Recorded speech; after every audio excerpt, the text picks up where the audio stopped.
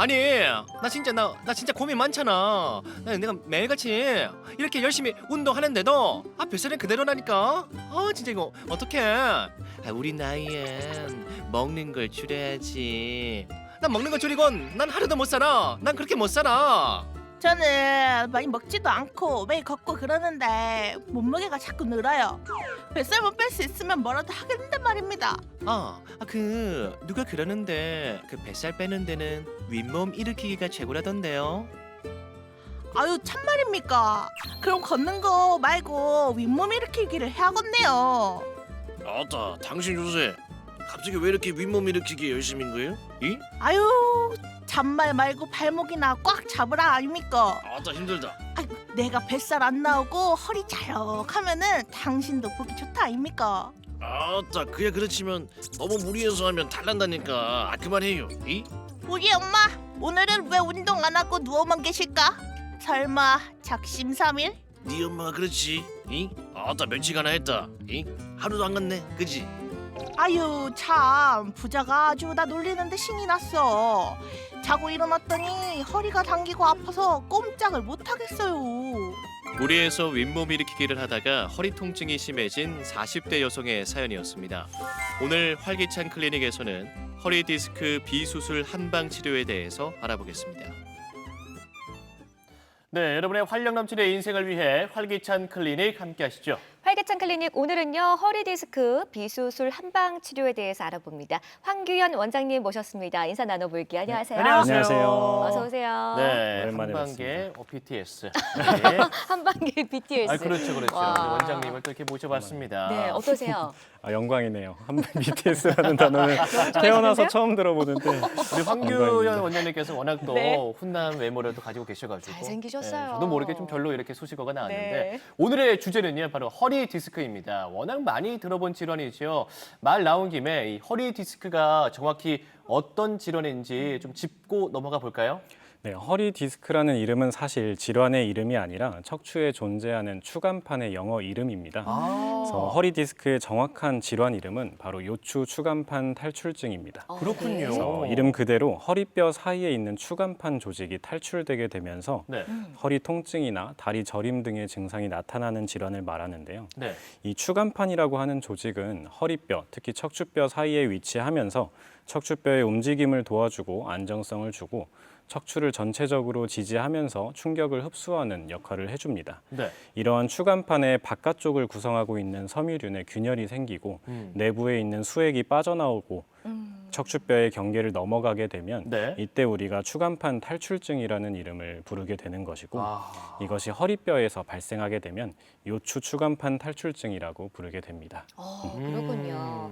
주변에 허리 디스크 이 고통을 호소하시는 분들이 정말 많으세요. 많아요. 연령층도 다양해요. 어르신들은 또 어르신대로 허리 디스크다라는 말씀하시고 또 좀 젊으신 분들도 뭐 예전에 공부하느라 책상에 오래 앉아 있어가지고 그때 이제 허리 디스크가 내가 생겼어라고 말씀하시는 분들도 많으시거든요. 진짠지 이 이유가 뭐예요? 질환이 생기는 이유가 뭘까요? 네, 이 허리 디스크의 주된 발생 원인은 네. 외상이나 잘못된 자세, 그리고 생활 습관, 마지막으로 노화를 꼽아볼 수 있습니다. 이 원인에 따라서 크게 급성 허리 디스크와 퇴행성 허리 디스크로 나눠볼 수 있는데요. 네. 우선 급성 허리 디스크는 말씀하셨던 것처럼 잘못된 자세로 인해서 발생하는 것들이 많습니다. 네. 평소보다 과도하게 운동을 하다가 네. 다치는 경우에, 그리고 무거운 물건을 들다가 삐끗해서, 그리고 장시간 잘못된 자세로 있다가 갑자기 움직이려고 했을 때 발생하는 경우가 많습니다. 네. 다만 디스크의 손상 없이 근육이나 인대가 다치는 것도 심한 허리 통증을 발생시킬 수가 있는데요. 이런 조직의 부상과 달리 허리 디스크는 그 부위뿐만 아니라 다리의 저림이나 네. 통증을 일으킬 수 있다는 점에서 차이가 있습니다. 그렇군요. 그렇군요. 그러면 퇴행성 허리 디스크는 또 어떤 걸까요? 네, 퇴행성 허리 디스크는 이름 그대로 다양한 원인들, 노화나 비만, 흡연 등 원인들에 의해서 점점 척추의 퇴행성 변화가 진행되면서 발생하는 허리 디스크를 말합니다. 흡연도 원인이 돼요. 네, 흡연도 원인이 됩니다. 그래요? 그렇군요. 흡연은 여러모로 안 좋네요. 네. 맞습니다. 네, 더 말씀해 주시죠. 네. 그래서 보통 퇴행성 질환이기 때문에 40대 이상에서 많이 발생한다고 알려져 있는데요. 네. 네. 이게 퇴행성 변화가 진행되면서 추간판 내부의 수분이 감소하게 되고 탄성이 줄어들게 되면서 충격을 흡수하는 능력이 떨어지게 됩니다. 이런 다양한 원인들에 의해서 퇴행이 진행되고 발생될 수 있는데 최근에는 만성 피로나 여러 활동들에 의해서 20대에서도 퇴행성 변화가 발생되면서 허리 디스크가 발생하고 있습니다.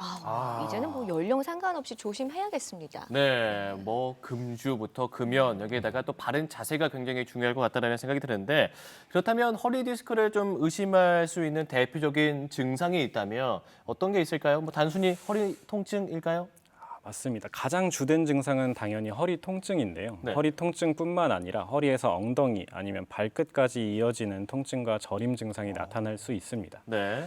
그리고 급성 허리 디스크의 경우에는 통증이 지속적으로 심하게 나타나고 다리에 네. 저림이 같이 나타나게 되는데요. 네. 어떤 자세를 해도 통증이 호전되지 않는 양상을 보이는 게 아이고. 특징입니다. 힘드시겠다. 네. 간혹 대소변 장애나 다리에 근력이 떨어지는 신경 마비 증상이 나타날 수도 있는데요. 네. 이런 경우에는 수술적인 치료가 필요하기도 합니다. 오. 그래서 우리가 보다 주의해서 살펴봐야 하는 경우는 바로 네. 퇴행성 허리 디스크의 증상인데요. 자칫하면 그냥 참고 넘어가기 쉬울 정도로 증상이 가벼울 수도 있고 만성화되기 쉽기 때문입니다. 그래서 어떤 경우에 우리가 퇴행성 허리 디스크를 의심해 볼 수 있는지 한번 살펴보도록 하겠습니다. 좋습니다. 항목들이 좀 있을까요? 네, 맞습니다. 증상들을 좀 말씀해 주시죠. 그래서 첫 번째는 허리 통증이 3개월 이상 좋아지고 나빠지고를 반복하는 경우, 반복. 네. 아침에 일어났을 때 허리가 뻐근하고 음. 활동하고 움직이다 보면 통증이 덜해지는 경우, 그리고 허리를 굽힌 숙인 자세에서 동작이 어렵고 통증이 발생하는 경우, 장시간 의자에서 앉아 있다가 갑자기 일어날 때 허리를 네. 펴기 힘들거나 통증이 있는 경우, 그리고 장시간 서거나 걷기만 해도 통증이 발생하는 경우, 허리뿐만 아니라 엉덩이 부분까지 시리고 아픈 통증이 나타나는 경우, 이렇게 말씀드린 증상 중에 2가지 이상에 해당된다면 허리 디스크를 한번 의심해 볼 수 있어서 꼭 진료를 받아보시길 바랍니다. 그렇군요. 지금 뭐 자료 화면으로도 나갔고 네. 우리 원장님께서 말씀해 주신 그 내용 가운데서 증상이 2가지가 나타난다 하면 네. 병원에 빨리 가서 좀 진료를 받아보는 게 좋겠군요. 네, 맞습니다. 네. 치료 받으시는 게 좋습니다. 여러분은 뭐 몇 개나 좀 체크를 해보셨을까요? 7개 중에 한 2개 정도가 돼도 진단을 꼭 받아보셔야 된다고 하는데 이제 허리 디스크라고 우리가 생각이 들어서 병원에 가잖아요. 그러면은 MRI를 찍게 되거든요. 이 MRI가 좀 필수 검사인 건지 다른 거를 하면 이거에 대한 뭐 볼 수 있는 것들이 안 나와서 MRI를 찍는 건지 여러모로 좀 궁금합니다, 선생님. 맞습니다. 저는 환자분들께 무조건 찍을 필요는 없다고 항상 말씀을 드리는데요. 보통 가장 기본적으로 먼저 진행하게 되는 엑스레이 검사의 경우에는 뼈의 구조적인 변형 여부 아니면 골절의 여부 등은 확인할 수 있지만 근육이나 인대, 신경 등 조직의 상태는 잘 나타나지 않습니다. 그래서 추간판 조직이 신경을 압박해서 생기는 허리 디스크를 진단하기 위해서는 네. 엑스레이가 아니라 MRI 검사가 필수적으로 진행되어야 하긴 합니다. 하지만 경험이 풍부한 의료인들이라면 엑스레이 상에서 척추뼈와 뼈 사이의 간격, 그리고 변형된 척추 관절의 구조, 그리고 환자분들이 호소하시는 증상들을 들어보고 어느 정도 어디에 무슨 문제가 있겠다 추정이 가능합니다. 따라서 진료를 보시고 의료진의 소견상 꼭 필요하다고 하는 경우에만 촬영을 하시면 되겠습니다. 우리 네. 황규현 원장님께서 또 경험이 풍부하시기 때문에 네, 엑스레이만 딱 찍고 봐도 다 진단을 내리시겠네요. 그것도 그거지만 네. 또 한방계 BTS인데 그럼요. 한번 직접 가서 만나고 보고 싶잖아요. 그렇습니다. 허리 디스크. 이게 정말 뭐 심한 경우에는 뭐 수술적 치료와 비수술적 치료 중에 어떤 것이 더 효과적인지도 궁금한데요. 어떤 게 나을까요? 사실 가장 어려운 질문이긴 한데요. 허리 통증은 누구에게나 있을 법 한 번쯤은 경험해 볼 만큼 흔하게 찾아오는 증상입니다. 네. 하지만 사람에 따라서 가벼운 근육통 정도로 끝나는 분들도 있고 네. 아니면 신경마비 증상까지 동반되는 경우도 있습니다. 네. 그래서 허리 수술은 이제 함부로 하는 것이 아니라는 말씀을 많이 들어보셨을 텐데요. 네. 실제로 허리 디스크 환자분들에서 수술이 필요한 경우는 10%도 채 되지 않습니다. 예, 대부분의 경우 3개월 이내에 보존적인 치료만으로도 네. 증상이 네. 호전되기도 하고요. 어. 수술 후에 증상이 호전되지 않고 오히려 악화되거나 새로운 증상이 생기는 척추 수술 실패 증후군도 발생할 우려가 있습니다. 하지만 현실적으로는 허리 디스크 수술을 하시는 분들은 점점 늘어나고 있는데요. 네. 미국에서는 9년간 75% 정도 증가한 데 반해 한국에서는 3년간 72% 정도 증가했다는 통계가 있습니다. 오. 네, 네. 그래서 허리 통증을 겪어보신 분들은 모두 알겠지만 움직이기 힘들 정도로 통증이 발생하고 다리에 힘이 빠지는 등 신경 장애가 생긴다면 영영 회복할 수 없다는 두려움에 빠지게 돼서 네. 빠르게 수술적인 치료를 결정하게 됩니다. 그렇죠. 좀 꼭 수술을 해야 하는 그럼 기준이 있으실 거 아니에요. 네, 맞습니다. 수술도 반드시 필요한 기준에 따라서 필요한 경우도 있게 되는데요. 가장 중요한 것은 기능적인 상태라고 생각하시면 됩니다. 기능적 상태요. 디스크가 얼마나 탈출됐는지보다 중요한 것이 바로 네. 통증의 정도와 동반되는 증상인데요. 네. 결국 다리의 근력 약화가 시간이 갈수록 심해지거나 네. 대소변 장애 등의 신경이 마비된 증상들이 나타나는 경우에는 네. 수술적인 처치를 빨리 결정해야 되는 경우도 있습니다. 그리고 보존적인 치료를 3개월 이상 했음에도 불구하고 허리 통증이 나아지지 않는다면 수술적인 치료를 고려해 봐야 합니다. 결국에는 수술도 허리 디스크를 치료하는 방법 중에 하나라고 생각하시면 되겠습니다. 그렇군요. 네, 알겠습니다. 뭐 물론 이게 수술을 해서 좋은 방향만 있으면 좋겠지만 또 그것 또한 장담할 수 있는 것도 아니기 때문에 그렇죠. 보존적 치료가 먼저라고 하셨는데 그러면 이제 한방에서 한의학에서 사용하는 비수술 치료법은 무엇이 있을까요?